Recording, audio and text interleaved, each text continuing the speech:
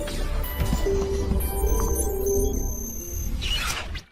भाई, तो आज बात करते हैं स्फीयर्स की। किसकी? स्फीयर्स में बहुत सारे सवाल बन सकते हैं। मैंने आपको लास्ट टाइम पे क्रैश कोर्स में पढ़ाया था किसकी प्रॉपर्टीज। मैंने वो प्रॉपर्टीज पढ़ाई थी कंडक्टर की। वो सारी प्रॉपर्टीज आपको याद होनी चाहिए। अब बात आती है स्फीयर्स की। किसकी? स्फीयर्स में बहुत सारे सवाल आते हैं। अगर फील्ड बाहर फील्ड ये वो पहले बात समझे। अगर मैं स्फीयर्स की क्लासिफिकेशन को बीच में लिखते हैं समझते हैं। अगर मैं स्फीयर्स की क्लासिफिकेशन को बात करें तो मैं ऐसे समझ सकते हैं कि स्फीयर्स के दो मेजर पोर्शन है, सॉलिड और हॉलो। अच्छा, हमारे पास दो टाइप के मटेरियल हैं, कंडक्टिंग और नॉन कंडक्टिंग। कंडक्टिंग और नॉन कंडक्टिंग, और उसमें भी दो वैरायटी कौन कौन सी? हॉलो और सॉलिड। बिल्कुल सही। तो अगर हम बहुत ध्यान से देखें तो हम इनको ऐसे डिवाइड करते हैं। देखो ध्यान से आप कैसे, मैं आपको समझाता हूं। मान लीजिए आपके सबसे पहला जो आपका स्फीयर है वो है hollow conducting sphere. Hollow conducting sphere, ठीक। हॉलो कंडक्टिंग स्फीयर, इसकी शॉर्ट फॉर्म हम लिख लेते हैं HC। क्या लिख लेते हैं? HC। दूसरा हम ले लेते हैं solid conducting sphere. Solid conducting sphere, ठीक।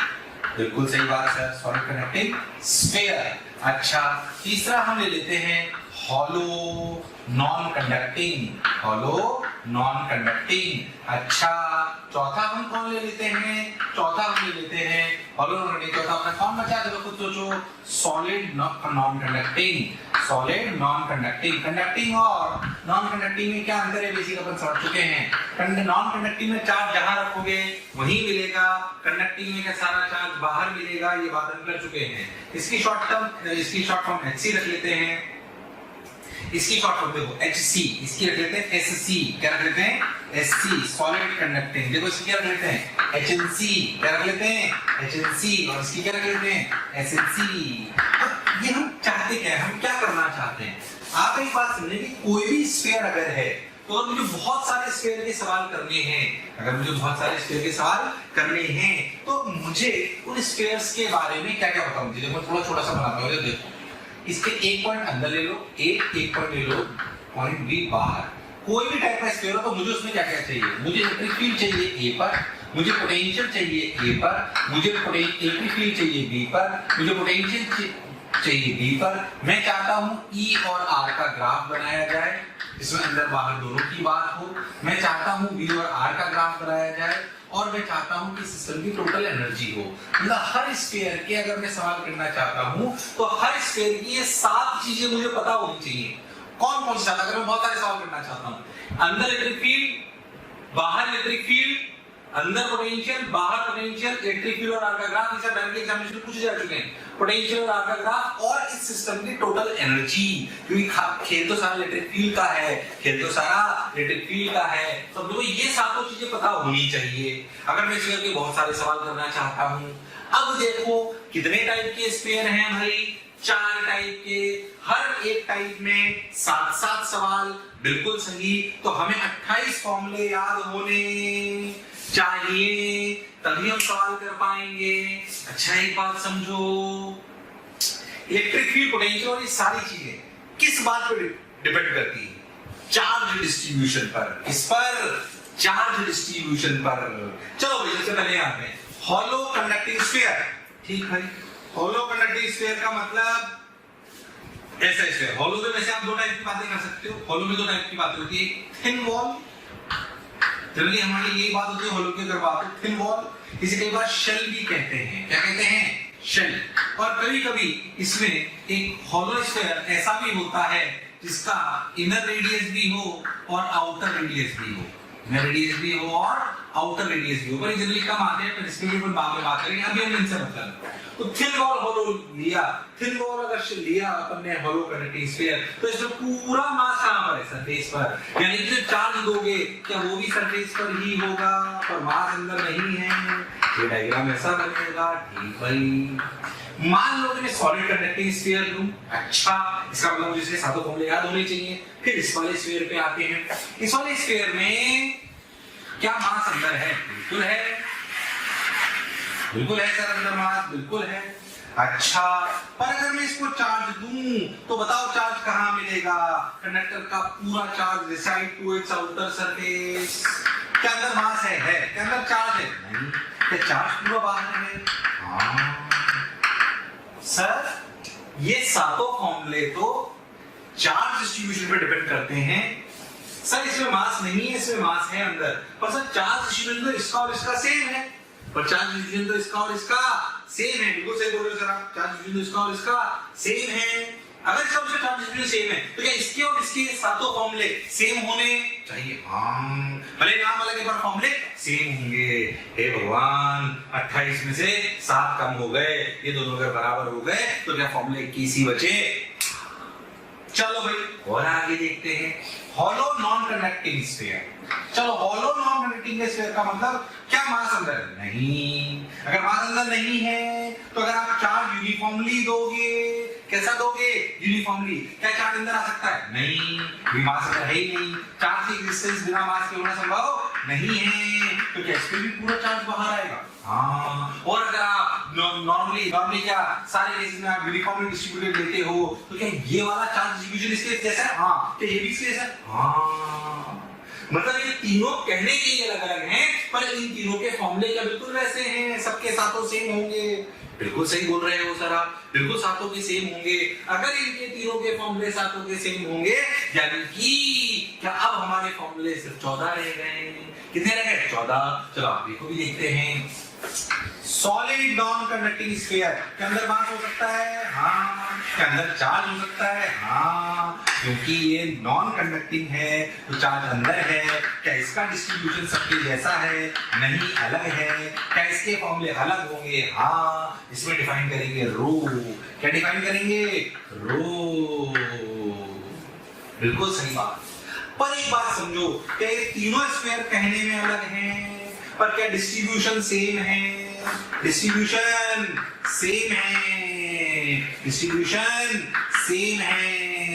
Therefore formulas are same. Therefore formulas are same. अब सोचो आपको कितने फॉर्मूले रखने पड़ेंगे? 28 की 14 इन तीनों तो सेम हो गया, यानी कि HC, SC, HNC। क्या ये तीनों स्फीयर सेम हैं? हाँ, फॉर्मूले भी सेम हैं, तो इनको एक साथ पढ़ेंगे और इसको अलग पढ़ेंगे, इसको अलग पढ़ेंगे। क्या ये कहानी आपको समझ आई है? बिल्कुल, बहुत बढ़िया, ये कहानी आपको समझ आनी चाहिए। पॉज करिए और इस कहानी को समझिए, क्योंकि अगला इसी का कराऊंगा। अब अपन चालू करते हैं, ध्यान से देखिए, अच्छे से सुनते हैं। अब अपन चालू करते हैं कि भाई देखो, इनका सबसे पहले साथ साथ फॉर्मूले अपने लिख रहे हैं, तो अपन इनको लिख लेते हैं। देखो ध्यान से, HC formulas for HC, SC, HNC। कोई प्रूफ नहीं बता रहा हूं, ऐसे बस ऊपर से बताऊंगा। फॉर्मूले याद होने चाहिए। रेगुलर क्लासेस में पूरे प्रूफ डिटेल वाइज बताता हूं, अभी जरूरत नहीं है, रट लो। सिर्फ फॉर्मूला तरीके बता दूंगा आपको। ध्यान से देखो, अगर इन तीनों से कोई है तो क्या चार्ज डिस्ट्रीब्यूशन ऐसा होगा? बिल्कुल सही बात है। तो खुद लॉजिकली बोलो, क्या इलेक्ट्रिक फील्ड यानी कि R लेस देन R के लिए, यानी कि A पॉइंट पर इलेक्ट्रिक फील्ड अंदर क्या होगी? 0। अगर आप यहाँ पे गॉसियन सरफेस बनाओ तो Q इन 0 होगा, तो सिमेट्रिकली क्या E भी 0 आएगा, मतलब अंदर इलेक्ट्रिक फील्ड होगी 0। For R greater than R, आपने कभी सुना हो बाहर अगर आप गॉसियन सरफेस बना लो तो E into 4 pi R² बराबर Q in by epsilon naught। क्या it will act as a point charge? बाहर वाले पॉइंट्स के लिए तो कभी भी दिक्कत वाली स्फीयर्स में चिंता नहीं है, क्योंकि बाहर वाले पॉइंट्स के लिए स्फीयर में चिंता ही नहीं। बाहर वाले पॉइंट क्यों? बाहर वाले पॉइंट पर क्या all the spheres will act as a point charge, will act as a point charge placed at its center, बिल्कुल सही बात है। तो E0 E बराबर KQ बाई R स्क्वायर। बाहर तो सोच रहे नहीं है। ऐसे अगर आप सोचो तो अंदर इसके बारे में बात कर ली। अगर हम पोटेंशियल की बात करें तो अंदर इलेक्ट्रिक फील्ड 0 है, तो पोटेंशियल 0 ऐसा जरूरी नहीं है। जो पोटेंशियल सेंटर पर होगा वही A पर भी होगा। सोच के देखो, सेंटर पर पोटेंशियल, जो सेंटर पर पोटेंशियल है वही R दूरी पर भी पोटेंशियल है। वो पोटेंशियल होगा KQ बाई R, कांस्टेंट होगा यहां से लेकर यहां तक, क्योंकि इलेक्ट्रिक फील्ड 0 है। और बाहर वाले पॉइंट के लिए टेंशन लेने की जरूरत नहीं है। It act as a point charge, that is KQ by R। अगर इसका कोई आपको ग्राफ बनवा ले ई और आर का, तो देखिए ई और आर का ग्राफ कैसा होगा, आपको सबको समझ आ रहा है। ई 0 है आर बराबर आर तक, उसके बाद एकदम से बढ़ती है और फिर 1/r² से घटने लगती है, इस प्रकार। क्या सबको ये बात समझ आ रही है? ऐसे ही अगर मैं पोटेंशियल और आर का ग्राफ बनाऊं तो देखो कैसा दिखाई देगा। पोटेंशियल और आर, शुरुआत में आर बराबर आर तक, क्या ये कांस्टेंट है? बिल्कुल सही बात। उसके बाद क्या हाइपरबोलिकली घट रही है? बिल्कुल सही बात। यानी कि ये कहानी ग्राफ की ऐसी है। इलेक्ट्रिक फील्ड 0, बाहर k⁴r², अंदर पोटेंशियल k⁴ बड़ा कांस्टेंट, बाहर k⁴ छोटा, जनरल डिस्टेंस। क्या ई आर का ग्राफ समझ में आ गया? हाँ। एक और कहानी एनर्जी है इसकी kq²/2r, kq²/2r। फिर से प्रूफ नहीं बता रहा हूं, याद रखनी है।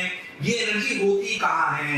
जो आपका स्फीयर है, क्या उसमें plus plus plus plus plus plus plus plus plus charge है?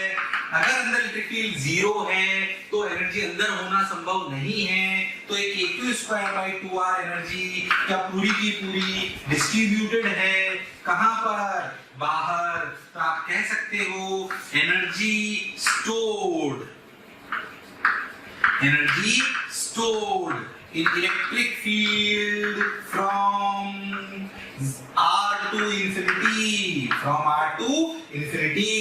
जो मैंने बोर्ड पे लिखा है उनके प्रूफ नहीं बताए हैं, रेगुलर क्लासेस में होते हैं, पर आपको भी की जरूरत भी नहीं है, आपको ये सब याद होना चाहिए। और अगर प्रूफ देख रहे हो तो रेगुलर क्लासेस को आप देख सकते हो, पर ये अपने को क्लैरिटी होनी चाहिए। जैसे मैंने बोला है आपको याद होना चाहिए। सातों फॉर्म में होगा, क्योंकि मेरा काम नहीं चलेगा, याद होने की नहीं है। बिल्कुल एकदम सारे सवाल हो जाएंगे ढंग से सुन लिया था। क्या मेरी बात क्लियर है? एकदम पक्का सोच लो, एकदम पक्का। बहुत बढ़िया, आ जाओ। अब चलो भाई और बात करते हैं फॉर्मूलाज फॉर HC अपन ने बात करी। HC हो गया, SC हो गया, HNC हो गया। अब क्या बचा? Solid non conducting SNC। इसका डिस्ट्रीब्यूशन क्या अंदर चार्ज होता है? हाँ होता है। बहुत बढ़िया। क्या इसमें अगर अपन बहुत ध्यान से देखें, टोटल चार्ज Q मान लो, रेडियस R मान लो, तो क्या अपन बोल सकते हैं इसके रो के बारे में भी? क्या रो = Q/4/3πr3। कई बार रो की टर्म्स में फॉर्मूला होता है, कई बार रो Q की टर्म्स में होता है, याद होना चाहिए। पॉइंट ए अंदर, यानी कि R के लिए और R के लिए फॉर्मूलों की अगर बात करें तो बाहर में टेंशन है ही नहीं। kq/r² इलेक्ट्रिक फील्ड है और पोटेंशियल kq/r है।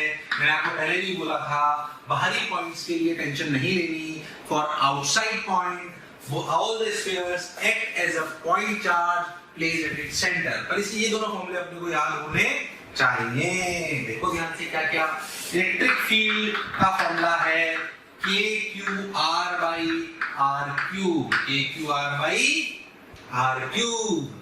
या फिर रो की टर्म्स में ρr/3ε0। kqr/r³ या फिर ρr/3ε0। प्रूफ में नहीं जा रहा हूं, कैसे कैसे करते हैं हल्का सा बता देता हूं। क्या करते हैं, यहाँ पर ऐसे गॉसियन सरफेस बनाते हैं, फिर E × 4πr² Q/ε0 अंदर का पूरा चार्ज लिखते हैं और फिर ये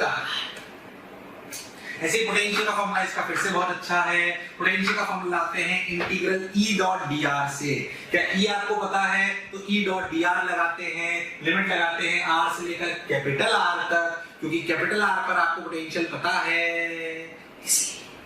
तो देखो इसका पोटेंशियल का फॉर्मूला है kq/2r³ × 3r² - r²। ध्यान से देखो, फॉर्मूले को याद होना चाहिए। देखो सेंटर पे पोटेंशियल कितना है? 3kq/2r। 3kq/2r जब r 0 हो जाएगा, अंदर की तरफ बात हो रही है। और सरफेस पर कितना है? तो r बराबर r। तो ध्यान से देखो 2r² - r² kq/r। अच्छा, अब देखो इनके ग्राफ बनाए ई और आर के, देखो अच्छे से ई और आर का ग्राफ अगर यहाँ पे बनाया जाए तो ई और आर के ग्राफ में आपको दिखाई देगा कि जब r लेस देन r है तो क्या ई और आर में स्ट्रेट लाइन रिलेशन है। कैसा रिलेशन है? स्ट्रेट लाइन रिलेशन है। बिल्कुल सही बोले सर आप, स्ट्रेट लाइन रिलेशन है, यानी कि ये ग्राफ ऐसा जाएगा कहां तक? r बराबर r तक, r बराबर r तक। उसके बाद वो 1/r² से चलेगा तो ग्राफ ऐसा आएगा। परेशान होने की जरूरत नहीं है। और देखो अगर मैं V और R की बात करूं तो V और R का अगर ग्राफ बनाया जाए तो ये अपना V, ये अपना R, ये थोड़ा सा ट्रिकी है। देखो तुम ध्यान से देखो तो ये पूरी पेरिटल कांस्टेंट है। देखो कुछ इस टाइप का दिखाई दे रहा है, a - br²। देखो ये पूरा a कांस्टेंट, फिर ये b, फिर ये r²। लगेगा पैराबोला है V और R के साथ, वो भी पानी धुलता हुआ, पानी धुलता हुआ, यानी कि ग्राफ चालू होगा 3/2 kq/r से r बराबर r तक। ये आ जाएगा kq/r वैल्यू तक, ये वैल्यू 3/2 kq/r सेंटर पर पैराबोलिकली घटा। उसके बाद देखो हाइपरबोलिक रिलेशन है, तो ग्राफ ने ऐसे पॉइंट ऑफ इन्फ्लेक्शन लिया और ऐसे चला। समझ आ रहा है क्या? पहले पानी ढलता हुआ पैराबोला और फिर हाइपरबोला, पहले पानी ढलता हुआ पैराबोला फिर हाइपरबोला। बिल्कुल सही, तो याद होना चाहिए बहुत अच्छे से सब पूरी कहानी बिल्कुल ऐसे ढंग से। क्या चीज हो गई? अंदर इलेक्ट्रिक, बाहर इलेक्ट्रिक, अंदर पोटेंशियल, बाहर पोटेंशियल, दोनों ग्राफ। क्या बचा? एनर्जी। क्या बची? एनर्जी। अच्छा आप सोचो अगर ऐसा स्फीयर है तो क्या अंदर इलेक्ट्रिक फील्ड है? हाँ है। जीरो तो नहीं है। क्या बाहर इलेक्ट्रिक फील्ड है? हाँ है। ध्यान से देखो, अंदर इलेक्ट्रिक भी है, बाहर इलेक्ट्रिक भी है। अब सोचो अच्छे से, इसकी जो टोटल एनर्जी आती है वो अंदर और बाहर की होती है। यू अंदर, यू बाहर, यू अंदर, यू बाहर। सोचो बाहर की पोटेंशियल एनर्जी बिल्कुल वैसी ही होगी जैसा होलो स्फीयर में थी, क्योंकि बाहर की इलेक्ट्रिक फील्ड बिल्कुल वैसी है। तो बाहर की एनर्जी क्या kq²/2r होगी? हाँ बिल्कुल सही। अब सोचो अंदर की, मैं बताता हूँ टोटल एनर्जी होती है 3/5 kq²/r, और अंदर की कितनी होगी? सोचो फिर अगर अपनी टोटल इतनी है तो याद रखिए अंदर और बाहर वाली सब kq²/2r। बिल्कुल अच्छे से देखो ध्यान से, तो टोटल एनर्जी 3/5 kq²/r। याद रखना है पहली बात तो ये अंदर होती है, बाहर होती, दोनों जगह होती है, अंदर भी होती है और बाहर भी होती है। बाहर वाली का बिल्कुल पैराबोला जैसी होती है, हाँ वही है। बाहर वाली अपने लिखिए, अब अंदर वाली की सोचो 3/5 kq²/r माइनस kq²/2r, 10 का एलसीएम लीजिए, 2 इधर आ गया, इधर 2 6, 6 में से kq²/10r, kq²/10r।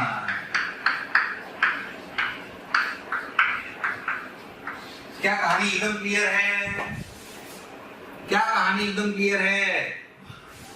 जैसे पूरी कहानी मुझे याद है, आपको याद होनी चाहिए, आपको याद होनी चाहिए। प्रूफ पे नहीं गए, अपन सिर्फ फॉर्मूले रटे अच्छे से और स्ट्रक्चर्ड तरीके से।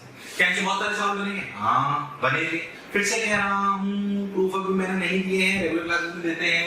यहाँ पे आपको फॉर्मूले याद होने चाहिए। अब देखो भाई, वो जो अपन ने स्फीयर्स पढ़े ना, उसमें सॉलिड नॉन-मैग्नेटिक स्फीयर पे नॉन-मैग्नेटिक पे सॉलिड पे चर्चा कर लेते हैं, क्योंकि होलो वाला तो उसके जैसे सिमिलर होंगे। तो जो सॉलिड नॉन-मैग्नेटिक स्फीयर्स होते हैं उनकी पे किस तरीके से सवाल आते हैं मैं आपको बताता हूँ। जैसे मान लो कि आपका ऐसे ही ये plus plus plus plus solid non-magnetic से बात करना है, या तो हमारे जो इलेक्ट्रिक के फॉर्मूले आए थे उसमें रो कैसा था? कांस्टेंट। मान लो रो वेरिएबल हो, मतलब रो r का फंक्शन हो, कुछ भी हो सकता है उस सवाल। r वाला रो वेरिएबल है। अभी जो हमने रो फॉर्मूले पढ़े थे वो कैसे थे? वो थे बेसिकली कि आपका रो कांस्टेंट था, फॉर्मूले आ गए। थोड़ा सा अच्छा सवाल कर रहे हैं कंप्यूटर एग्जामिनेशन के हिसाब से, तो ऐसा हो सकता है कि rho as a function of r। मैं आपसे बोलूं कि आप दूरी पे अब इलेक्ट्रिक फील्ड बताइए, ठीक? तो बात कैसे करो, आपको आगे करना है।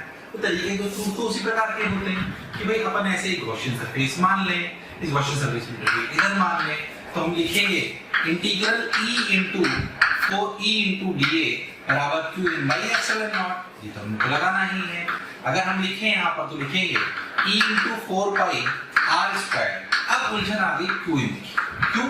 क्योंकि क्यू इन में क्यू हर जगह, वो यहाँ पे हर जगह वेरिएबल है, तो मुझे क्यू इन निकालने के लिए भी इंटीग्रेट करना पड़ेगा। क्यू इन निकालने के लिए भी इंटीग्रेट करना पड़ेगा। कैसे? यहाँ से x दूरी पर जाकर एक छोटा सा एलिमेंट लीजिए ऐसे। प्यारे बच्चों, बहुत बहुत शुक्रिया दिल से आप सभी लोगों का, जो आप लोगों का इतना प्यार मिला, आप लोगों के इतने व्यूज़, इतने सारे लाइक्स, इतने सारे कमेंट्स मिले। मैं ये आपको बताना चाहता हूँ कि जो डिस्क्रिप्शन में लिंक दिया है, प्लीज़ वहाँ जा कर के अपना एनरोलमेंट ज़रूर सुनिश्चित करें। और प्यारे बच्चों, इसके अलावा यदि आप डाउट्स का बेनिफिट उठाना चाहते हैं, आप स्टडी मटेरियल का बेनिफिट उठाना चाहते हैं, तो मोशन के प्रीमियम कोर्स को ज्वाइन करें। ये कहीं ना कहीं आपके लिए बहुत बेनिफिशियल होने वाला है। इस छोटे से एलिमेंट में छोटा सा चार्ज क्या होगा, dq। वो dq चार्ज होगा basically rho as a function of r, जो भी उसने दे रखा हो, rho as a function of r into, ध्यान से देखो तो 4 पाई x स्क्वायर dx।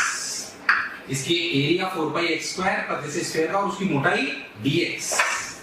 ठीक, तो rho as a function of x, वो r ले लो, x ले लो जो आपको दे रखा है। Rho as a function of x जो यहाँ पे आ रहा है वो x बन गया यहाँ पे, तो rho as a function of x 4 pi x square dx। तो टोटल qn क्या हुआ? qn हुआ integration of rho as a function of x 4 pi x square dx limit from 0 to r। ये क्या बन गया? qn। इस qn को यहाँ रख लीजिए 0 to r rho as a function of x 4 pi x square dx upon epsilon naught, और इसे सॉल्व कर लीजिए। अब जो भी इसका फंक्शन दे रखा हो वो आपके लिए अपना सवाल हो गया, पर ऐसे अगर रो वेरिएबल हो तो सवाल सॉल्व करा जा सकता है। रो कांस्टेंट हो, रिलेटिव अंदर आती है, बिल्कुल आती है। अगर रो वेरिएबल भी हो टफ सवाल तो भी हम कर सकते हैं, बिल्कुल सही बोले जरा। और सुने, अब इसमें कुछ कुछ सवाल जो और आते हैं वो आते हैं यूनिटल प्रॉब्लम्स कहते हैं। वो कैसे होते हैं, ध्यान से देखो। मान लीजिए कि आपको in solid non conducting spheres में ऐसी पतली सी टनल बना दूं, पतली सी, ये इतनी पतली है किसी डिस्ट्रीब्यूशन में कोई फर्क नहीं पड़ी, बढ़िया फ्रिक्शनलेस, एकदम शानदार। ठीक, इंटरनल प्रॉब्लम शुरू है। मैं इससे सवाल बनाता हूँ, एक आपको समझ में आएगा। कोई रो, कूलम, मीटर पर क्यूब, इस तरीके से। मान लीजिए मैं आपसे बोलूं कि यहाँ पे क्यू नॉट चार्ज है जिसका मास m है। मैं आपसे बोलूं कि इस क्यू नॉट चार्ज को अगर छोड़ दो तो कहां भागेगा? इधर भाग जाए। इसको अपन a मान लेते हैं, इसको अपन b मान लेते हैं और इसको अपन c मान लेते हैं। कोई आपसे पूछे कि बताओ ये v minimum such that it reaches b। कोई आपसे पूछे कि बताइए कितनी मिनिमम रफ्तार दूं, कि ये चार्ज यहां पहुंच जाए। अगर छोड़ देते तो क्या इधर भाग जाता? तो ये इधर भाग जाता।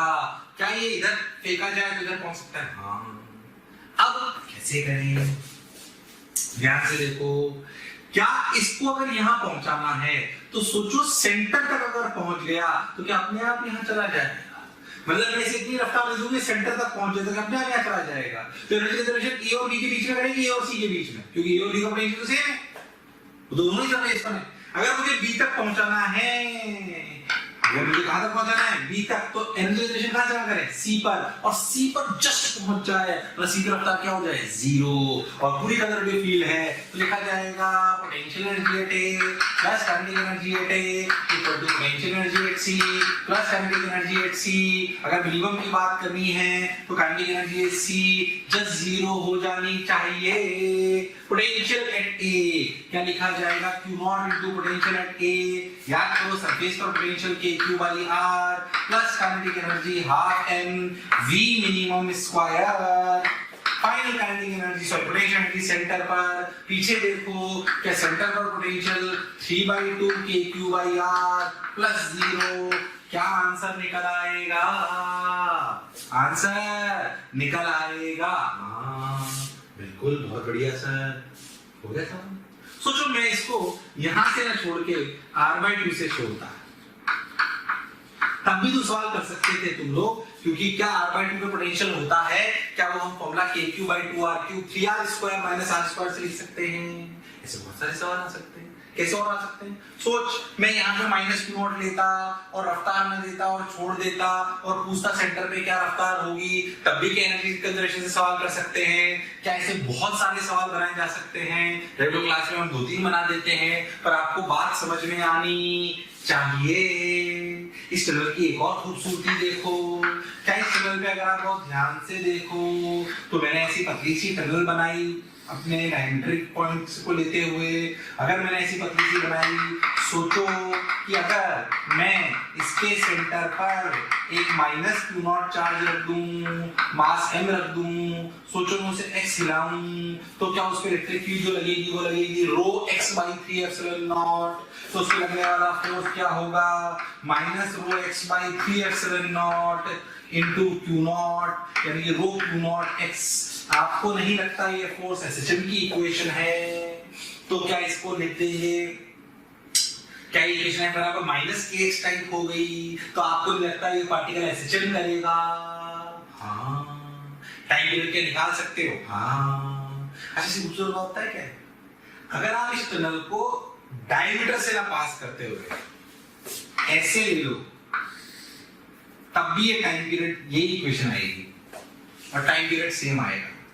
ये मैं करा नहीं रहा, आपको खुद को करना है। रेगुलर क्लास में पूरा प्रूफ बताता हूँ, है ना। अभी आपको ट्राई कर सकते हो, कर सकते हो, ईमानदारी से ट्राई करना। बोलो क्लियर है एकदम, टनल वाली प्रॉब्लम है तो हम कर सकते हैं, क्या दिक्कत है। ये हमें आ ही रहा है समझ में, क्लियर है एकदम, पक्का, बहुत बढ़िया। फिर से मैं बार बार कह रहा हूँ, क्रैश कोर्स उन्हीं बच्चों के लिए है जो एक बार पढ़ चुके हैं 12वीं में, या जो 12वीं में थोड़ी बहुत कोचिंग करी थी, स्कूलों में पढ़े हैं, है ना। ये उनके लिए नहीं है जो स्टार्टर्स हैं, फ्रेशर हैं। वो रेगुलर लेक्चर्स देखिए, वो धीरे होते हैं, काफी स्लो बोले जाते हैं और इलस्ट्रेशंस के साथ होते हैं और ज्यादा। क्रैश कोर्स में हम 8-8 10 के लेक्चर के चैप्टर्स को मात्र 2 या 3 में खत्म कर रहे हैं। जैसे इलेक्ट्रोस्टैटिक्स की बात करूं तो इलेक्ट्रोस्टैटिक्स के हम 12th में करीबन 22 से 23 लेक्चर लेते हैं, जो मैं आपको 5 लेक्चर में कर दूंगा। पर ये बहुत है जो क्रैश कोर्स कर रहे हैं, जो जेईई की तैयारी कर रहे हैं, एक बार कर चुके उनके लिए बहुत है। क्लियर है क्या एकदम, बात समझ आई क्या? अब देखो भाई और किस तरीके की बातें, बात कर लेते हैं नॉन कंडक्टिंग कैविटीज की। किसकी करें? Non conducting cavities. Non conducting cavities जो बच्चे हल्का फुल्का पढ़ चुके हैं उनके लिए बहुत फायदेमंद लेक्चर है रिवीजन के हिसाब से। शानदार एकदम, घरों से कर रहे हैं हम वैसे बहुत बढ़िया बना के, मजा आ रहा है एकदम शानदार, है ना। कोविड में भले अपन जरूर है पर वास्तविकता में मेहनत कर रहे हैं। हमारे यहाँ के सभी टीचर्स भी कर रहे हैं, आप सभी टीचर्स के लेक्चर्स देखिए। शुरुआती लेक्चर्स में उन्होंने घर पे कर रहे थे 2-2 मोबाइल से, अब लगभग सभी के घरों पे बोर्ड लग गए हैं, तो सब बोर्ड्स पे ही आ गए हैं, सब घर से कर रहे हैं, बहुत बढ़िया कर रहे हैं, सारे टीचर्स बहुत मेहनत कर रहे हैं। खैर, तो नॉन कंडक्टिंग कैविटीज, कैसा नॉन कंडक्टिंग कैविटीज, तो नॉन कंडक्टिंग कैविटीज अपन एक बार पढ़ चुके हैं, फिर भी अपन समझें। जैसे मान लो मैं आपको बोलूं कि मैं आपको बोला था हॉलो स्फीयर टाइप का हो सकता है ना। तो मान लीजिए ऐसा वाला है जिसको थोड़ा मोटा हॉलो स्फीयर है, मान लीजिए इसमें चार्ज क्यू है, ऐसे है नॉन कंडक्टिंग और चार्ज सब्जेक्ट है, बड़ी मोटा वाला है। इसका इनर रेडियस r1 है और आउटर रेडियस r2 है। तो सोचो इसका क्यू रो क्या हो गया, रो हो गया q/4/3 पाई r2 cube minus r1 cube. ठीक है, अब मान लो आपसे कोई इलेक्ट्रिक फील्ड पूछ ले तो लॉजिकल है, ए पर इलेक्ट्रिक फील्ड क्या होगी, पॉइंट ए पर 0। कोई आपसे पूछे पॉइंट बी है और बोले ये सी है, कोई आपसे पूछे सी पर इलेक्ट्रिक फील्ड क्या होगी, आउटर पॉइंट के लिए will act as a point charge kq/r², kq/r²। Point कौन सा बचा, बी वाला, उसे भी आसानी से करा जा सकता है। बी यानी कि r lies between r1 to r2, r lies between r1 to r2। अब फिर से वही बात, यहाँ पे गॉसियन सरफेस बना लीजिए, तो लिखा जाएगा इसके लिए E into 4πr² Qin। अब क्या Qin ये वाला होगा, तो लिखा जाएगा रो यानी कि q/4/3 पाई r2 cube minus r1 cube. Into वो वाला area volume 4/3 pi r cube minus r1 cube. समझिए खुद, डायरेक्ट लिख दिया मैंने, समझने का प्रयास करिए। ये हो गया रो, ये हो गई volume by epsilon not. Solve कर देंगे, आंसर आ जाएगा। तो हॉलो में भी अंदर बाहर बीच में इलेक्ट्रिक फील्ड पूछ ले, क्या मैं कर सकता हूं? हाँ बिल्कुल कर सकता हूं, कोई टेंशन वाली बात नहीं है। इसे आप नॉन ग्रेटिंग कैविटी प्रॉब्लम भी बोल सकते हो। क्यों? क्योंकि अंदर कैविटी है, पर सोचो क्या ये कैविटी सिमेट्रिक है? हाँ, अगर कैविटी अनसिमेट्रिक हो तो उसको कैसे करते हैं वो भी सुनिए। ये उसी तरीके की बात है जैसे मोमेंट ऑफ इनर्शिया और सेंटर ऑफ मास निकाला जाता है। हाँ, अब सुने, आइए देखो, अब अपन बोल सकते हैं कि नॉन कंडक्टिंग स्फीयर है पर कैविटी अनसिमेट्रिक है। कैविटी अनसिमेट्रिक है। ध्यान से देखिए, सवाल आपको समझ में आएंगे। मान लीजिए, एक साइड इलस्ट्रेशन से देता हूं, ध्यान से देखिए। मान लीजिए कि आपके ऐसे स्फीयर है और आपकी कैविटी इस जगह पर है, ठीक। मान लेते हैं कि जो आपका स्फीयर है इसका रेडियस 4r है। कितना है? 4r। और ये कितना है? r। और मान लेते हैं कि इसके सेंटर से इसकी दूरी 2r है, ठीक। अब मान लो कि कोई आपसे पूछे, कैविटी है यहाँ पे, रो लंबा मीटर क्यूब, ठीक, ये कैविटी। कोई आपसे पूछे, बताइए यहां से 8r की दूरी पर क्या इलेक्ट्रिक फील्ड है? तो कैविटी प्रॉब्लम को करने का स्टैंडर्ड प्रोसीजर, जो खाली जगह है वहां पे प्लस रो भी मानो और माइनस रो भी मानो। जब प्लस रो मानोगे तो क्या ये पूरा का पूरा चारों स्फीयर वाला 4r का रेडियस क्या पूरा एक गोला बन जाएगा? हाँ, उससे 8r की दूरी पर इलेक्ट्रिक फील्ड बताना बड़ी बात नहीं है। क्या इस स्फीयर के लिए ये बाहर वाला पॉइंट है? हाँ, तो क्या इलेक्ट्रिक फील्ड लिखी जाएगी के क्यू, क्यू कितना? रो इंटू 4/3 पाई 4r का क्यूब, बिल्कुल सही, अपॉन के Q by R square, 8r का होल स्क्वायर, 8r का होल स्क्वायर प्लस प्लस, ध्यान से देखो, प्लस प्लस इस वाले पॉइंट से कितनी दूरी हुई है? 6r। क्या ये प्लस रो वाला बचा कि माइनस रो वाला? Minus minus minus minus minus minus, और दूरी कितनी बची? 6r। कैसे इलेक्ट्रिक फील्ड इधर होगी? हाँ, क्या वो लिखी जाएगी? k इंटू क्यू, क्यू की जगह rho into 4/3 pi r cube by 6r का होल स्क्वायर। क्या electric field net this minus this होगी? हाँ, सॉल्व नहीं करना, टाइम खराब नहीं कर रहे। दिस माइनस दिस कर लो, क्या आंसर आ जाएगा? हाँ, स्टैंडर्ड प्रोसीजर। मैं एक और इलस्ट्रेशन बच्चों को कराता हूं, समझ में आ जाएगा आपको। यहीं पे मैं यहाँ ना पूछ के इलेक्ट्रिक फील्ड इस जगह पूछता 2r दूरी पर, तो सोचो अभी भी ऐसे ही करते। क्या इसके लिए ये पॉइंट यहाँ आ जाता तो इलेक्ट्रिक फील्ड के क्यू बाई आर स्क्वायर वाली लगती कि रो r बाई 3 एप्सिलॉन नॉट वाली लगती? रो r बाई 3 एप्सिलॉन नॉट वाली लगती, क्योंकि अब बड़े वाले के अंदर आ जाता, पर क्या छोटे वाले के लिए बाहर होता? तो ये वो पॉइंट है जो दोनों के अंदर है। यहां इलस्ट्रेशन लेता तो एक के अंदर और एक के बाहर, एक के अंदर और एक के बाहर, बिल्कुल सही। क्या वो सवाल भी ओपन कर सकते हैं? जाहिर सी बात है, एक सवाल को समझ में आया दोनों के बाहर, एक समझ आया एक के अंदर और एक के बाहर। जो अपने मन में बात आती है, जो इंपॉर्टेंट भी है, कई बार एग्जामिनेशन में आ चुकी है, कि अगर सर पॉइंट दोनों के अंदर हो तो वो स्टैंडर्ड है, उसको और अच्छे से समझते हैं। देखिए कैसे, देखो देखिए देखिए देखिए कैसे, देखो, आओ भाई, आइए मिलके करते हैं। क्या करें? देखो देखो, अब मान लो कि आपका ऐसे गोला है और आपकी एक कैविटी है, स्टैंडर्ड लेते हैं, और ये plus plus plus plus plus है। तो प्रूफ थोड़ा समझ लें, अच्छा लगता है, काम का है, इंपॉर्टेंट है। मान लेते हैं इसके सेंटर से इसके सेंटर की दूरी L वेक्टर है। यहाँ पे एक पॉइंट लेते हैं, तो यहाँ से दूरी R1 वेक्टर लेते हैं और यहाँ से दूरी R2 वेक्टर लेते हैं। कोई भी जनरल पॉइंट अंदर लेते हैं।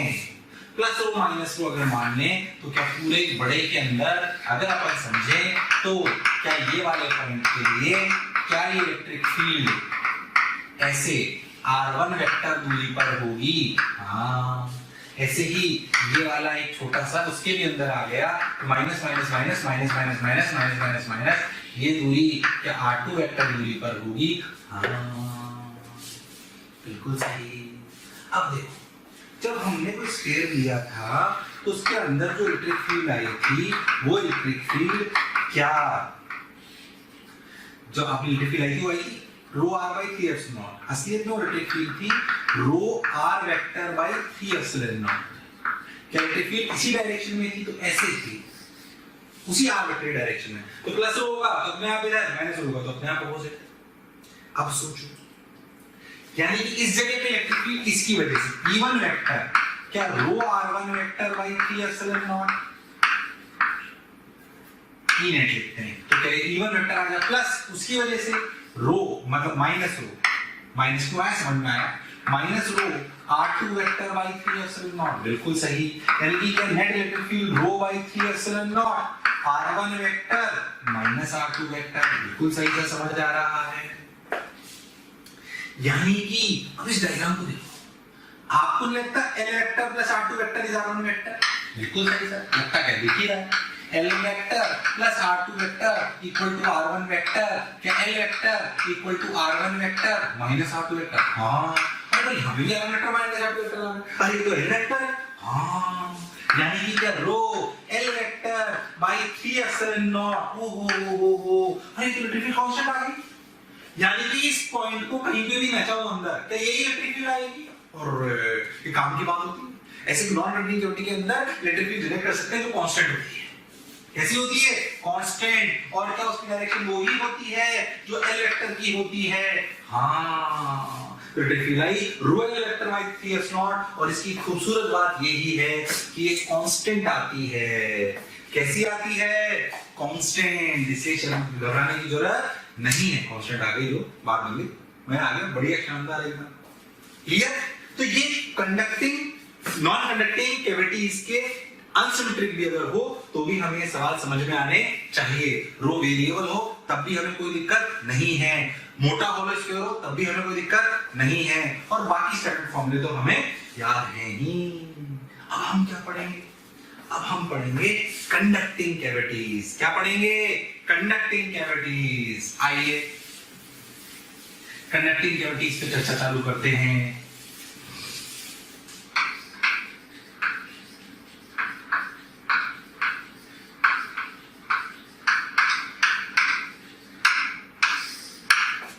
चलो अब बात करते हैं कंडक्टिंग कैविटीज की।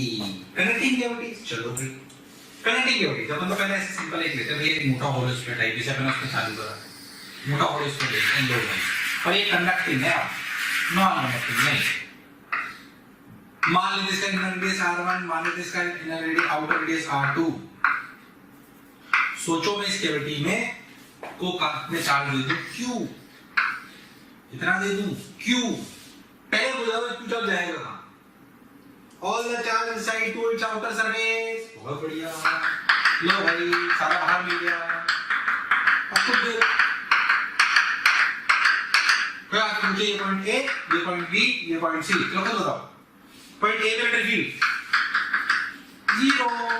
अरे यार वैसे भी इलेक्ट्रिक फील्ड और पोटेंशियल तो मास से थोड़ी मतलब होता है, चार्ज से मतलब। ध्यान से देखो डिस्ट्रीब्यूशन तो होलो स्फीयर जैसा है, कितने रेडियस का R1 के R2, ए में इलेक्ट्रिक फील्ड 0, बी में इलेक्ट्रिक फील्ड 0, सी में electric field KQ by R square बाहर है। ए पर पोटेंशियल सोच के देखो KQ by R2, क्या ये इक्विवेलेंट सिस्टम, ध्यान से देखो तो क्या ये एक R2 स्फीयर बन गया है, क्योंकि इलेक्ट्रिक फील्ड मास से नहीं चार्ज से डिनोट होती है। अब क्या फर्क पड़ता है अंदर वो मसाला उस जगह है कि नहीं, ये और भी ऐसे होगा। ऐसे ही B पर पोटेंशियल फिर से वही KQ by R2, और C पर पोटेंशियल जो बाहरी पॉइंट है KQ by और आउटसाइड पॉइंट इलेक्ट्रिक पॉइंट। मतलब अगर होलो कंडक्टिंग स्फीयर और ऐसी कैविटी रख दो, मैं अगर कैविटी से थोड़ी बहुत हिला भी दो, क्या फर्क पड़ रहा है, बाहर दिया है चार्ज भाई, इस कैविटी को अगर मैं इधर नचा भी लूं क्या फर्क पड़ रहा है, चार्ज तो भी बाहर ही आना है, जब बाहर आना है डिस्ट्रीब्यूशन आ रहा है, ऐसा है। तुम्हें सोचना क्या है, अरे यार ये तो जादू हो गया, क्योंकि अगर मोटा होलो स्फीयर भी हो और मैं कह रहा हूं अनसिमेट्रिक भी कैविटी हो, क्या फर्क पड़ता है? मैं कह रहा हूं कैविटी इधर उधर रखी कोई फर्क नहीं पड़ता, शेप भी अलग हो, क्या फर्क पड़ता है? ये आंसर आएगा। लॉजिकल है कि नहीं? यही आंसर आएगा। ये कैविटी यहां कर लो कोई फर्क नहीं पड़ेगा, यहां कर लो कोई फर्क नहीं पड़ेगा, इस शेप नहीं बनेगा कोई फर्क नहीं पड़ेगा, आंसर तो यही आएगा। तो अगर मैं कंडक्टिंग कैविटी जो एक कंडक्टिंग मटेरियल है उसके अंदर ऐसे कैविटी बना लूं, चार्ज दे दूं, कहानी यही रहने वाली, कहानी यही रहने वाली। बात सर आप सही बोले, लॉजिकल बोले। अब कहानी में कब ट्विस्ट आएगा? जब आप इस चार्ज को यहां ना देकर, कंडक्टिंग मटेरियल को ना देकर, वो ही चार्ज आप अंदर रख दो। प्यारे बच्चों, बहुत सारे बच्चों के कमेंट आ रहे हैं ना कि आप इस टॉपिक पे वीडियो बनाइए। तो मैं बच्चों आपको बताना चाहता हूं कि ऐसा हो सकता है कि वो वीडियो ऑलरेडी चैनल में पड़ा हो। उसके लिए आपको करना क्या है कि मोशन के चैनल को सब्सक्राइब करना है और बेल आइकन को हिट करना है, जिससे आपके कोई भी नोटिफिकेशन मिस ना हो। हम कोशिश करेंगे कि आपकी जो डिमांड है मोशन परिवार पूरी करे। कहां रख दो? अंदर, इस जगह। अगर आप अंदर रख दोगे तो क्या कहानी थोड़ी डिफरेंट हो सकती है, और हो भी जाएगी, तो आपको क्लैरिटी से समझ आनी चाहिए। अब हम कंडक्टिंग कैविटी में थोड़ा और जादू करते हैं। अब अपन चार्जेस को अंदर रखते हैं। अंदर रखने में कहानी अलग है। देखो अब मैं क्या करूं कि जो मैंने कंडक्टिंग कैविटी बनाई थी, मैंने जो कंडक्टिंग कैविटी बनाई थी, इस कंडक्टिंग कैविटी को ध्यान से देखो। इस कंडक्टिंग कैविटी को देखो ध्यान से, इस कंडक्टिंग कैविटी को क्यों ना यहाँ R1 रख दूं, क्यों ना यहाँ R2 रख दूं, इधर देखिए ध्यान से, R1 और ये R2 और चार्ज Q को यहां रख दूं सेंटर में। अच्छा, अब मैंने इसको नहीं दिया चार्ज, इसको नहीं दिया, स्फीयर मैंने अंदर रख दिया। अंदर रखने से क्या हुआ उसको समझते हैं, इस कहानी को समझते हैं। अगर हमने Q चार्ज यहां रख दिया, सोचो आप इस इनर सरफेस के जस्ट बाहर एक गॉसियन सरफेस बनाओ। कहां पर बनाई है आपने? जस्ट बाहर ऑफ इनसाइड सरफेस। क्या ये गॉसियन सरफेस इस मटेरियल के अंदर है, यानी कि क्या मसाले के अंदर है? हाँ। क्या ये मसाला कंडक्टिंग है? हाँ। इसका मतलब इस जगह इलेक्ट्रिक फील्ड जीरो होना जरूरी है। हाँ, क्योंकि इलेक्ट्रिक फील्ड जीरो नहीं होगी तो चार्जेस दौड़ेंगे, और तब तक दौड़ेंगे जब तक इलेक्ट्रिक फील्ड जीरो ना हो जाए। ये तो बेसिक प्रॉपर्टी है किसकी? कंडक्टर की। मतलब इस गॉसियन सरफेस पे तो क्या electric field equal to zero everywhere, बिल्कुल लॉजिकली होना आवश्यक है। इसका मतलब क्या? Flux equal to zero. हाँ। इसका मतलब क्या? Q in zero. हाँ। अरे सब क्यू तो क्यों नजर आ रहा है, पर ये होना भी जरूरी है। इसका मतलब क्या कहीं माइनस क्यू भी है? माइनस क्यू हवा में तो नहीं आ सकता। क्या ये चार्ज इंड्यूस होना पड़ेगा? क्या कंडक्टर की इनर सरफेस पर? कहां पर? कंडक्टर की इनर सरफेस पर, यानी कि ये माइनस क्यू इंड्यूस होना कंपल्शन हो गया। अगर यहां क्यू है तो यहां माइनस क्यू होना पड़ेगा अगर ये होल्ड करना है। अच्छा, कंडक्टर तो हमारा न्यूट्रल था, अगर यहां माइनस क्यू इंड्यूस हो गया तो प्लस क्यू भी कहीं इंड्यूस होगा। क्या प्लस क्यू इंड्यूस बीच में कहीं हो सकता है? नहीं, क्योंकि बीच में अगर होगा तो ये कहानी वैलिड नहीं होगी। तो प्लस क्यू कहां इंड्यूस होगा? बाहर। तो अंदर चार्ज रखने पर इनर सरफेस पे उसका अपोजिट आ जाता है और उतना ही आउटर सरफेस पर आ जाता है, उतना ही आउटर सरफेस पर आ जाता है। बात तो सर आप सही बोले। अब देखो, अगर हमारे 3 पॉइंट हैं ए, बी और सी, अब अगर हमारे 3 पॉइंट हैं ए, बी और सी, ए पर इस Q का भी इफेक्ट होगा, इस माइनस Q का भी होगा, इस Q का भी हो सकता है, ऐसे ही B पर भी और C पर भी। यानी कि A पर ध्यान से देखो तो 3 इंपैक्ट हैं, B पर भी 3 इंपैक्ट हैं, C पर भी 3 इंपैक्ट है। मतलब अगर आप बहुत ध्यान से देखो तो ये जो आपका सिंगल चीज दिख रही है, ये 3 चीजों का समेशन है। एक पॉइंट चार्ज Q, एक ऐसा स्फीयर जिसपे माइनस Q चार्ज है जिसका रेडियस R1 है, और एक ऐसा स्फीयर जिसपे प्लस Q चार्ज है और इसका रेडियस r2 है। यानी कि जो एक सिंगल चीज दिख रही थी वो इलेक्ट्रिक फील्ड और पोटेंशियल के पर्सपेक्टिव में ऐसे तीन हैं। यानी कि मुझे अगर कुछ भी लिखना हो तो क्या मैं इलेक्ट्रिक फील्ड, पोटेंशियल सब कुछ क्या इन तीनों की वजह से हर जगह लिखूंगा? बिल्कुल सही। अब देखो लिखते चलो, क्या दिक्कत समझ आए? ए पर इलेक्ट्रिक फील्ड सोचो क्यू की वजह से, ए पर इलेक्ट्रिक फील्ड क्यू की वजह से सोचो, K Q by R square general, इस माइनस क्यू की वजह से ए पर जीरो, कितनी जीरो, होलो स्फीयर के अंदर इलेक्ट्रिक फील्ड क्या होगी? जीरो, इसकी वजह से जीरो, नेट कितनी हुई? के क्यू बाई आर स्क्वायर, बिल्कुल सही। ऐसे ही अगर मैं पोटेंशियल के लिखूं इस क्यू की वजह से के क्यू बाई आर, सोचो माइनस क्यू की वजह से क्या ये पॉइंट अंदर है? हाँ, तो प्लस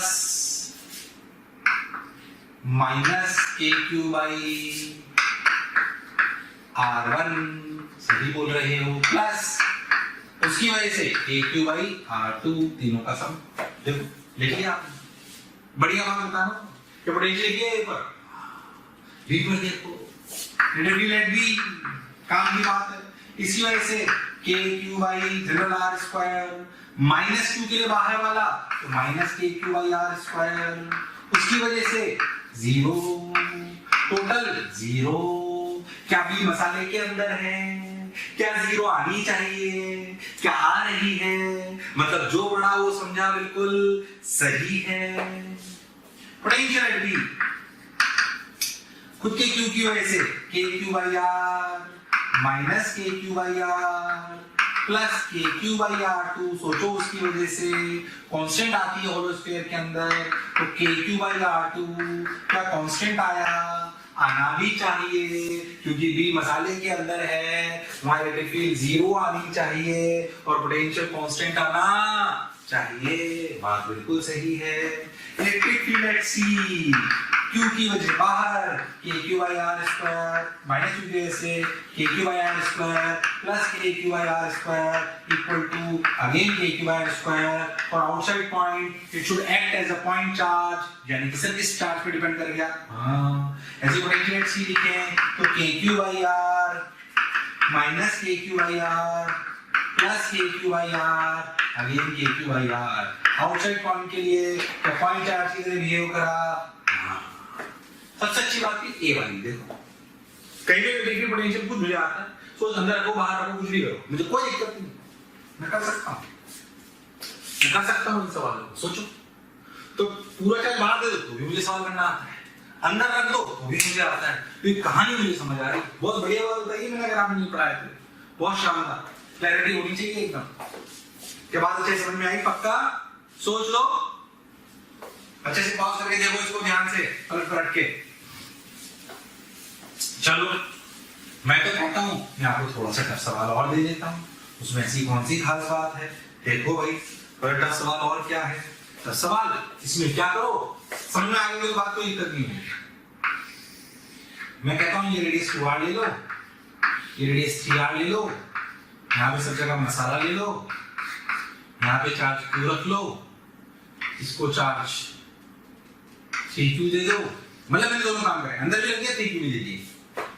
अब मैं आपसे पूछ लूं कि पॉइंट ए पर पोटेंशियल बताइए, मैं आपसे दो सवाल पूछ रहा हूं, पॉइंट ए पर पोटेंशियल बताइए और पॉइंट बी पर पोटेंशियल बताइए और पॉइंट सी पर इलेक्ट्रिक फील्ड बताइए।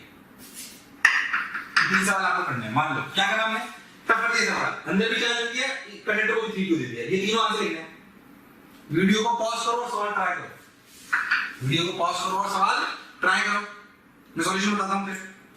देखो सोचो यहां क्यू दिया तो यहां कितना -q, तो इस माइनस से यहां कितना है +q, और पहले से कितना है बाहर, क्योंकि जो बाहर दिया बाहर ही रहेगा, वो दोनों अंदर आ सकते हैं, बाहर कर लिया 4q, यानी कि सिस्टम ऐसा बन गया q -q और 4q।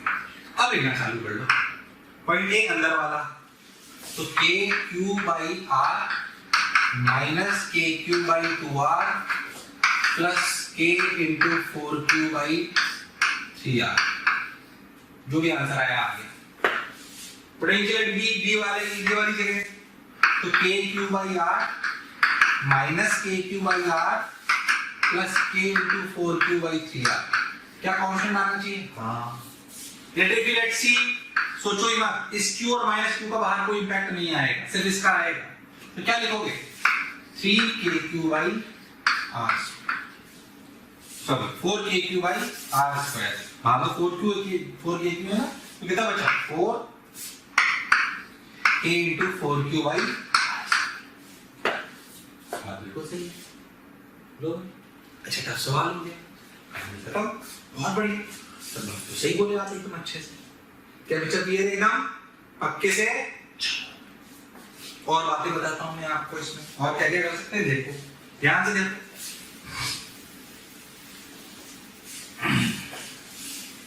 एक बढ़िया खूबसूरत बात देखो, मान लो मैं आपको बोलूं, जो मैंने भी आपको समझाया उसको समझने का प्रयास करो कि अगर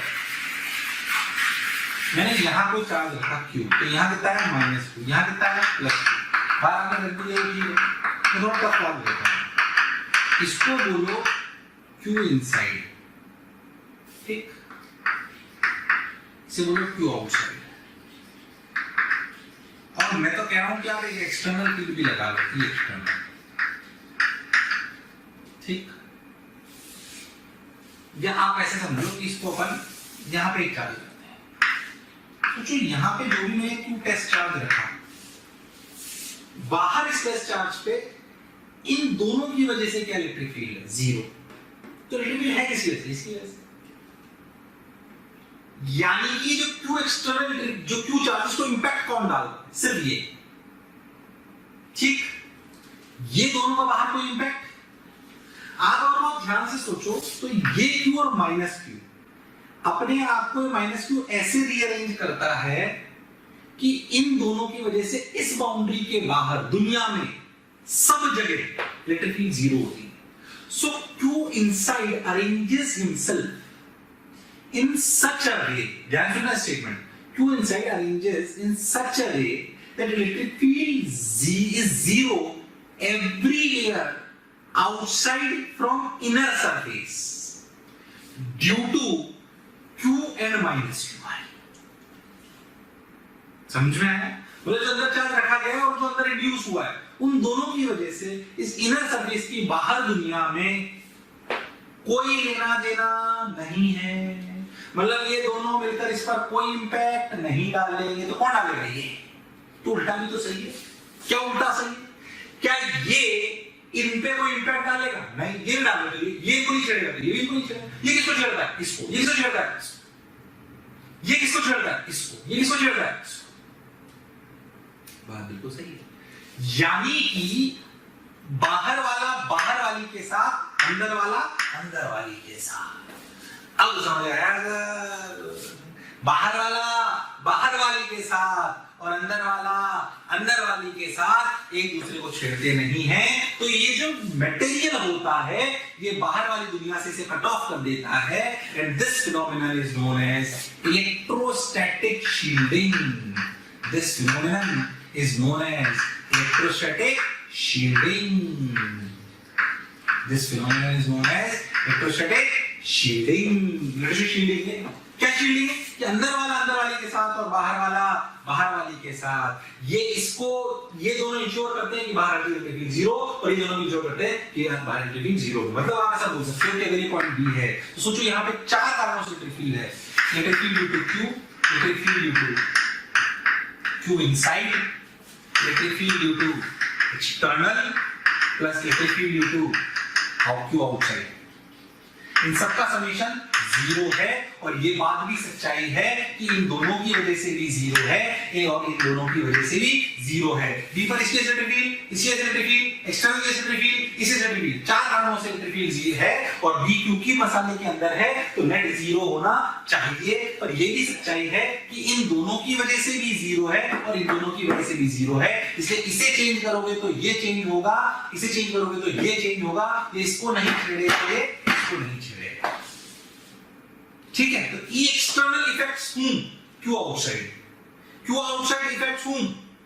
क्यों आउटसाइड? बाहर वाला अंदर वाला अंदर वाले के साथ और बाहर वाला बाहर वाली के साथ। इसीलिए अगर इससे आप छेड़ोगे तो इन पे कोई फर्क।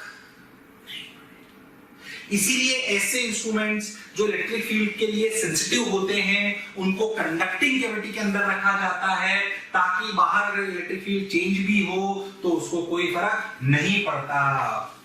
इसलिए कोई आपसे पूछे कि आप कार में जा रहे हो और बिजली चमके तो आपको क्या करना चाहिए, ऐसे थोड़ी दरवाजा खोला लेट गए जमीन पे, जब बिजली खंभा पकड़ लिया, उस कार के अंदर ही रखो, क्योंकि कार अपने आप में कंडक्टिंग कैविटी है, तो एक्सटर्नल इलेक्ट्रिक फील्ड उसको इंपैक्ट नहीं करेगी, एक्सटर्नल इलेक्ट्रिक फील्ड उसको इंपैक्ट नहीं करेगी, इसमें कोई शक वाली बात नहीं है। क्या इलेक्ट्रोस्टैटिक की शील्डिंग में जो मैंने बोला है उसको अपने शब्दों में समझिए और उसको रटने का प्रयास करिए। It's a very important parameter. बोलो क्लियर है क्या? अरे पक्का? सोच लो। बहुत बढ़िया। हाँ, तो हमने अभी तक वो पढ़ा इलेक्ट्रोस्टैटिक शील्डिंग। क्या पढ़ा? Electrostatic shielding. ऐसे अगर मैं आपसे बोलूं कि भाई थोड़ा सा डिस्ट्रीब्यूशन कैसा है तो आपको समझ में आ जाएगा कि मान लीजिए आपका तो मैंने पढ़ा है उसी पे बात दे देते हैं कि मान लीजिए आपसे बोलूं कि आपका ऐसे एक स्फीयर है कंडक्टिंग, उसमें कैविटी अंदर ऐसी अनसिमेट्रिक है, तो आप लॉजिकली नहीं बता सकते कि कैसे चार्ज डिस्ट्रीब्यूट होगा। अगर मैं यहाँ पे चार्ज क्यू रखूं तो यहाँ पे माइनस क्यू जो डिस्ट्रीब्यूट होगा वो नॉन यूनिफॉर्म डिस्ट्रीब्यूट होगा, और इस तरीके से होगा कि दोनों की वजह से हर जगह बाहर इलेक्ट्रिक जीरो हो जाए। बाहर जो प्लस क्यू आएगा वो डिस्ट्रीब्यूट होगा सिग्मा वैल्यू प्रोबेबिलिटी बन जाएगा आरसी के हिसाब से, ये नंबर वाला बाहर निकलेगा, ये यूनिफॉर्म डिस्ट्रीब्यूट होगा। ऐसे ही आप सोचो कि अगर आपकी ऐसे स्फेरिकल कैविटी है और ये यहाँ पे भी स्फेरिकल कैविटी है, भले अनसिमेट्रिक, कि यहाँ पे अगर मैं चार्ज क्यू रख दूं, ठीक, यहाँ पे अगर क्यू रख दूं, यहाँ पे माइनस क्यू कैसे डिस्ट्रीब्यूट होगा? यूनिफॉर्मली, क्योंकि ये इसका कोई बाहर से लेने देना नहीं है, और ये बाहर भी कैसे होगा? यूनिफॉर्मली।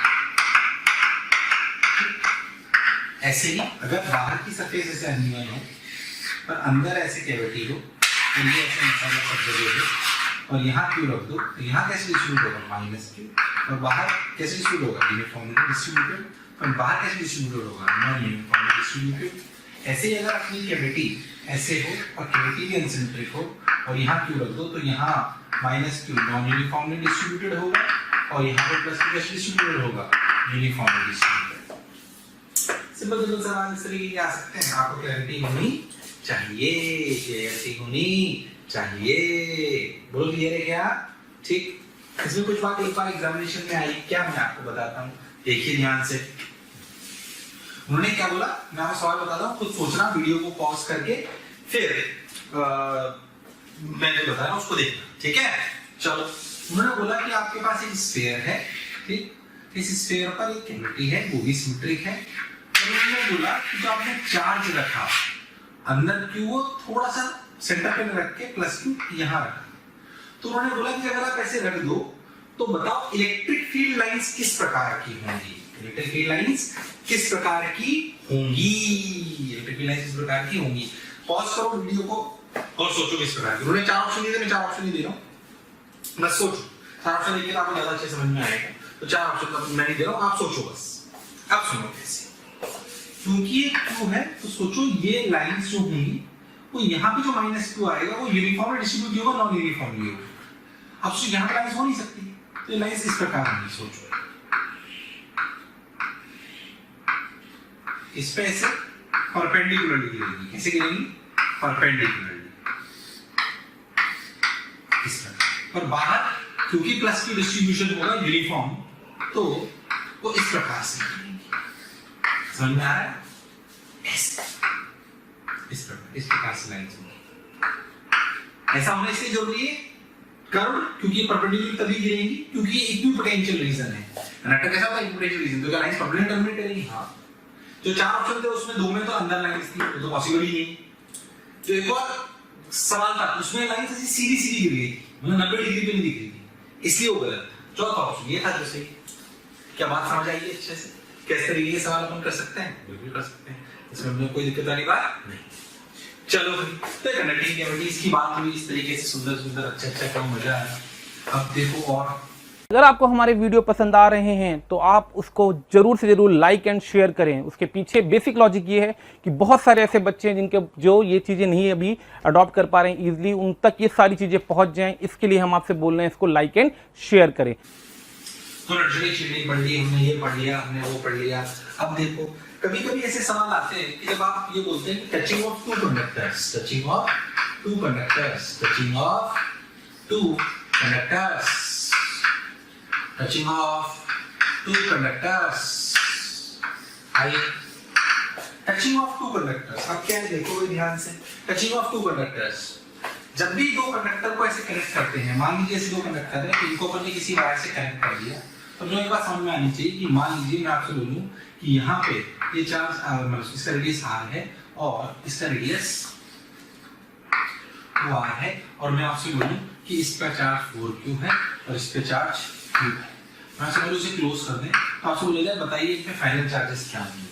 पहले अपन एक बात समझें कि चार्जेस के हिसाब से जब किसी भी दो कंडक्टर को टच कर देते हैं तो वो सिंगल कंडक्टर बन जाता है। तो चार्ज अपने आप को ऐसे रीअरेंज करता है कि दोनों का क्या सेम हो जाए, potential. So the concept is when we touch और connect to conductors then charges rearrange themselves in such a way that final potential of both the conductors should be same। Charge same हो जरूरी नहीं है, क्या same होगा सोच के बोलो, क्या सेम होगा, पोटेंशियल। क्या सेम होगा, पोटेंशियल। ठीक भाई, तो कुछ नहीं, सिंपल सी बात है। मान लीजिए यहाँ पे Q चार्ज चला गया तो यहाँ कितना बचा, 4Q माइनस Q, यहाँ कितना हो गया Q प्लस Q। तो सोच के देखो तो इसका फाइनल पोटेंशियल हो गया K4Q Q minus Q by R, इसका हो गया KQ plus Q by 2R। दोनों को अगर अपन सॉल्व कर ले तो Q निकल आएगा, तो यहाँ कितना बचा कितना बचा सवाल कर सकते हैं। कैसे करेंगे सवाल आप कर सकते हो, बिल्कुल कर सकते हो। तो कॉन्सेप्ट है इसकी व्हेन वी टच और connect two conductors then final potential of both the conductors remains same। तो final potential same होता है, चार्ज सेम होता हो ऐसा जरूरी नहीं है। और we can say positive charge flows from higher potential to lower potential। क्या पिक्चर एकदम क्लियर है? ये कॉन्सेप्ट अपना बहुत बेसिक है, बहुत सिंपल सी बात है। ऐसे सवाल बहुत सारे आ चुके हैं, कभी जीपी बना लेते हैं, कभी एपी बना लेते हैं। जैसे मैं आपको बोलूं क्या करते हैं, जैसे मैं बताऊं कि मान लीजिए आपको एक आरएडीएस का क्यू चार्ज दे दें, एक और ले लें, ठीक। अब इन दोनों टच करूं, दोनों बराबर हैं तो क्या चार्ज q/2 क्यूब उल्टा हो जाएगा। फिर इसे q/2 को उठा के फेंक दें, फिर बोलो इसे टच करो तो क्या q/4 हो गया। फिर q/4 को उठा के फेंक दें, फिर बोलो टच करो तो क्या q/8 ऐसे बोलो n टचिंग बाद क्या चार्ज होगा, क्या सॉल्व कर सकते हो q/2 की पावर n। सोचो अगर ये r1 r2 अलग होते तो जीपी टाइप बनने लगती है। अगर मैथमेटिकल है तो आ सकते हैं सर। इसका कॉन्सेप्ट ये है कि जब दो कंडक्टर्स को टच करेंगे या कनेक्ट करेंगे तो उनका फाइनली क्या सेम होगा, पोटेंशियल। क्या सेम होगा, पोटेंशियल। बहुत बढ़िया, ये बात हमको समझ आ गई, अच्छा लगा। और क्या करें देखो, और क्या करें देखो भाई, बहुत सुंदर क्लैरिटी से देखो। अब इस टचिंग का ही एक स्पेशल केस है, इसे हम कहते हैं अर्थिंग। जो आपने सुना होगा हमारे घरों में भी अर्थिंग करते हैं। तीसरा एक चार्ज होता है जो घर के अंदर अर्थिंग करते हैं ताकि पूरा चार्ज अंदर चला जाए, उसको समझाता हूँ। एक्चुअली अर्थ हमारी एक conductor, earth is a conductor, earth is a conducting material, ठीक। Earth is a conductor. अब होता क्या है, हम क्या करते हैं, हमारे अगर किसी भी कंडक्टर को हम अर्थ से कनेक्ट कर दें, किससे, अर्थ से।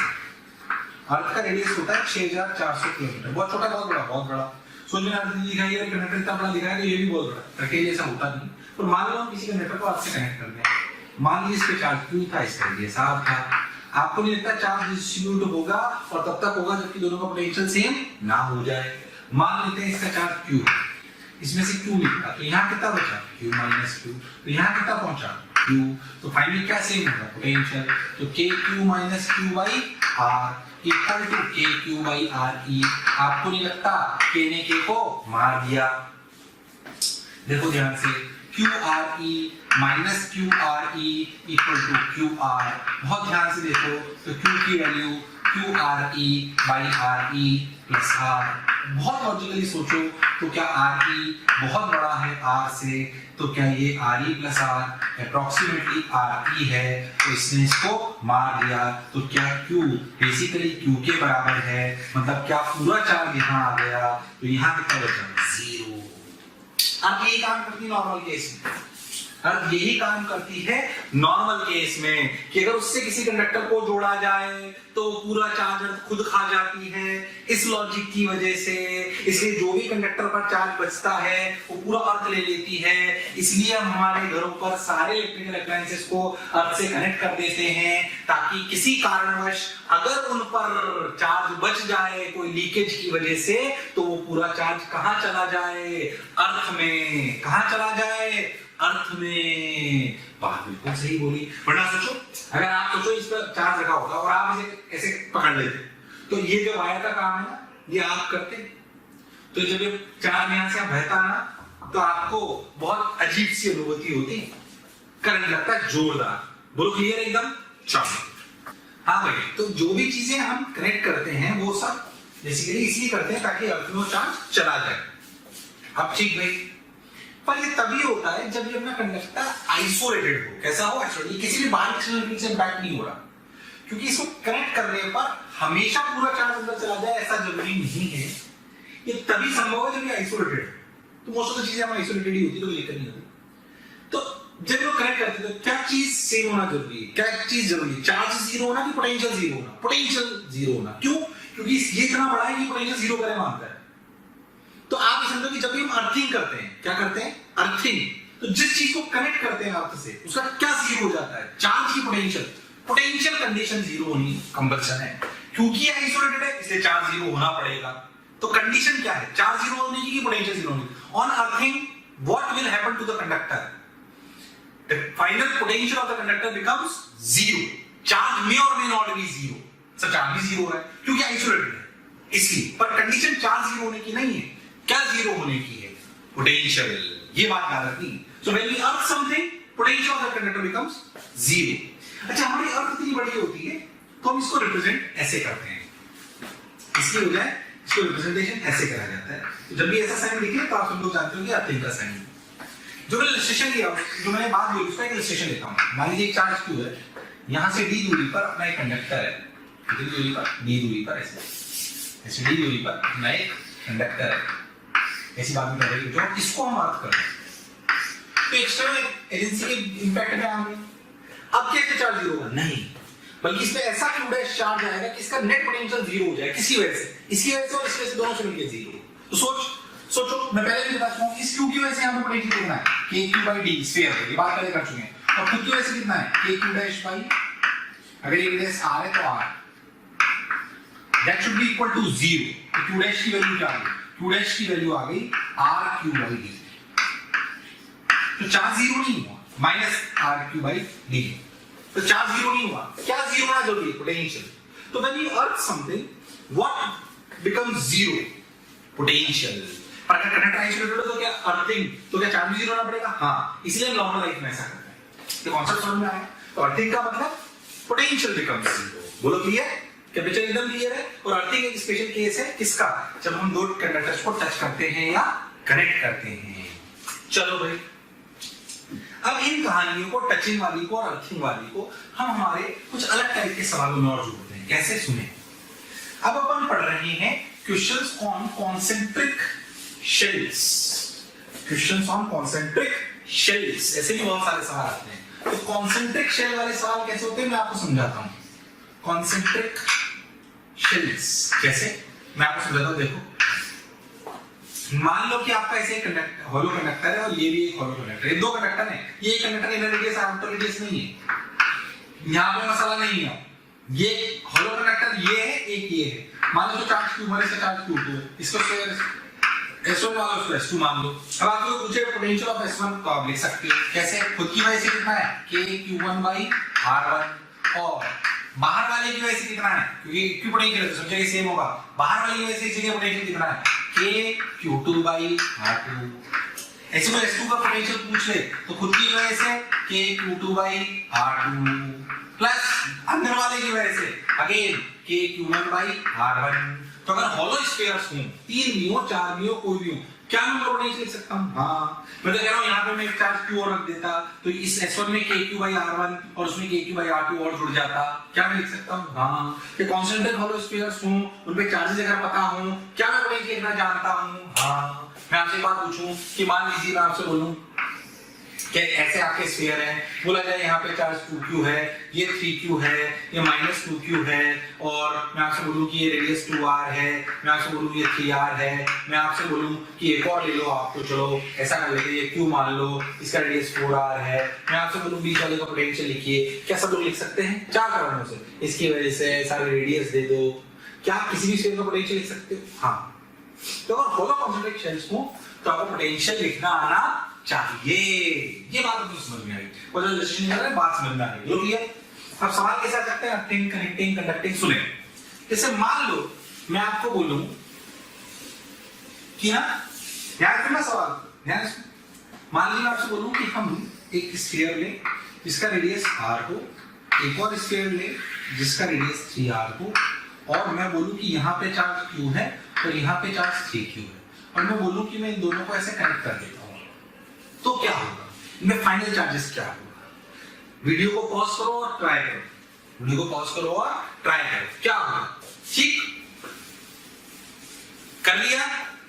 अब सुनो, देखो, मान लो कि Q चार्ज फ्लो करा तो यहाँ कितना बचा? Q माइनस Q, यहाँ कितना हुआ? 3Q plus Q। तो सोचो ध्यान से, अब अगर इसका पोटेंशियल ये S1 का और ये S2 का, फाइनल पोटेंशियल ऑफ S1 और S2 बराबर होना चाहिए क्योंकि दोनों को कनेक्ट कर दिया है, तो फाइनल पोटेंशियल सेम होना चाहिए। S1 का पोटेंशियल खुद की वजह से KQ minus Q by R plus बाहर वाले की वजह से K3Q plus Q by 3R। अच्छा, S2 का पोटेंशियल अंदर वाले की वजह से KQ minus Q by 3R और खुद की वजह से K3Q plus Q by 3R। क्या इस वाली टर्म ने एक दूसरे को मार दिया? हाँ।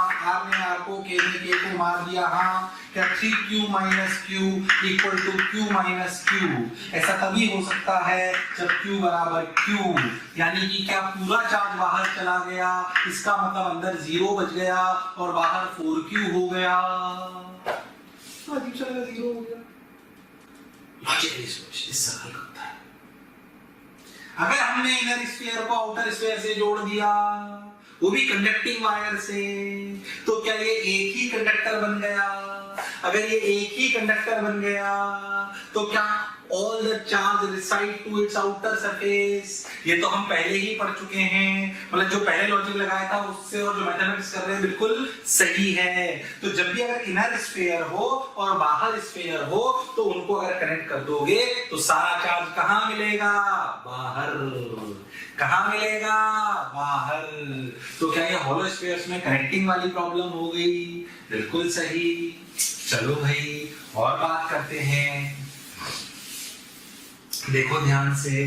मान लीजिए मैं एक सवाल आपको देता हूं ऐसा कि भाई ये देखो ऐसे 3 स्फीयर इधर देखते हैं, यहाँ पे ये रेडियस मान लो R है, मैं कहता हूँ यहाँ पे चार्ज Q रख दिया, इसको चार्ज दे दिया +2Q, यहाँ पे अपन ने कुछ नहीं करा, बाहर अपने चार्ज दे दिए, ये इसका रेडियस मान लेते हैं 2R, इसका रेडियस मान लेते हैं 4R, और बाहर चार्ज देते हैं -K। क्लियर? अब आपसे बोला कि अपन ने बीच वाले को अर्थ कर दिया, तो बताओ बीच वाले का क्या चार्ज? अब वही कहानी, अर्थ करने के बाद इसका चार्ज 0 पोटेंशियल 0 पोटेंशियल, तो आपको इसका पोटेंशियल लिखना आना चाहिए और सबका समीशन 0 होना चाहिए। ट्राई करो, 2 डैश निकालो, वीडियो पॉज करके कर सकते हो, चलो करो। सुनो कैसे लिखेंगे? अंदर वाले Q की वजह से KQ by 2R plus K into 2Q by 2R plus खुद की वजह से KQ dash by 2R plus बाहर वाले की वजह से -KQ by 4R equal to 0। तो भी यहाँ से 2 डैश की वैल्यू आए तो निकाल लो, तो आंसर आ गया। निकाल देते हैं, चलो 2R 2R 2R 2R 2R के तो ये कितना बचा q प्लस 2q और ये कितना बचा माइनस q/2 ठीक है plus q dash equal to 0 तो q डैश के लिए कितनी हो गई 3q q डैश के लिए हो गई q/2 minus 3q q/2 minus 3q तो 3 2 6 तो minus 5q/2 minus 5q/2 answer आ गया। यदि अर्थिंग में भी अगर सवाल आ जाए क्या मैं सवाल कर सकता हूं हाँ कॉन्सेंट्रिक होलो स्फीयर्स में अगर अर्थिंग में भी सवाल आ जाए तो मैं डिस्ट्रीब्यूशन कर सकता हूं। आ गया। अब इसमें जैसे यही सवाल लेते हैं इसमें कितना चार्ज आया माइनस 5q/2 अब कोई आपसे पूछे कि इसकी इनर सरफेस पे कितना चार्ज है तो आप बोलोगे q तो यह माइनस q इसमें टोटल कितना था 2q यहां कितना है माइनस q तो यहां कितना बचा 3q तो यहां कितना माइनस 3q इसमें टोटल कितना है माइनस 2.5q यहां कितना आ गया माइनस 3q मतलब यहां बचा होगा प्लस 0.5q तो यहां कितना माइनस 0.5q क्लियर टोटल कितना है माइनस q तो यहां पे भी कितना माइनस वंस आप टच करके या अर्थिंग करके एक बार फाइनल चार्ज निकालो टोटल तो डिस्ट्रीब्यूट करना आपको आना चाहिए। सर ये कैसे याद करो क्या अपोजिट सरफेसेस पे अपोजिट चार्ज होने चाहिए यहाँ q या माइनस q यहाँ 3q तो यहाँ माइनस 3q ये कंडीशन सेटिस्फाई होने के लिए अपोजिट पे अपोजिट चार्जेस होने चाहिए। वैसे डिस्ट्रीब्यूट करो डिस्ट्रीब्यूशन पहले करें कि पहले चार्ज निकालें पहले चार्ज निकालें फिर डिस्ट्रीब्यूट करें। मान लीजिए मैं आपसे बोलूं कि आपको ऐसे चार्ज ऐसे स्फीयर है ये यहाँ पे माइनस 2q इस पर टोटल चार्ज 3q इस पे चार्ज 4q क्या आप सब जगह चार्ज डिस्ट्रीब्यूट कर सकते हो अंदर बाहर कर सकते हो तो पहले डिस्ट्रीब्यूशन निकालना है पहले सारे स्पेस में चार्ज निकालना है फिर डिस्ट्रीब्यूशन करना है।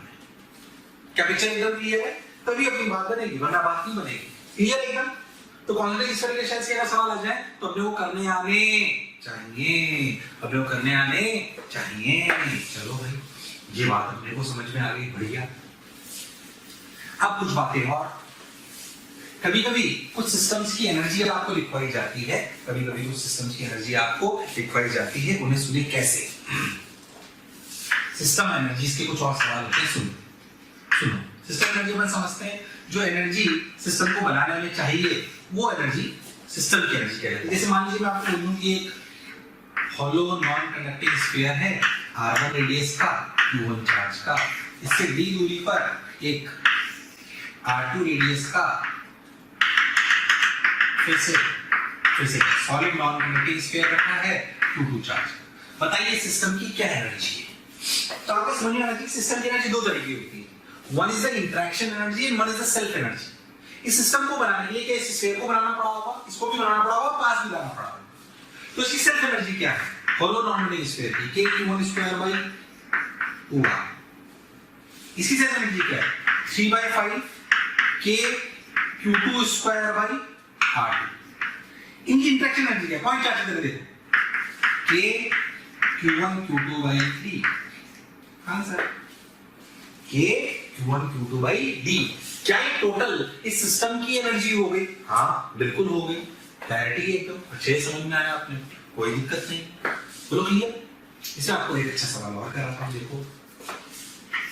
देखो कैसे मान लो मैं आपको बोलूं कि आपका एक स्फीयर है ऐसे ठीक मैंने आपको बोला कि ऐसे आपका एक स्फीयर है इस तरीके की चर्चा है इस पे मान लीजिए चार्ज है q1 और ये रेडियस है a और ये रेडियस है b और इस पे चार्ज है q बोलो क्लियर।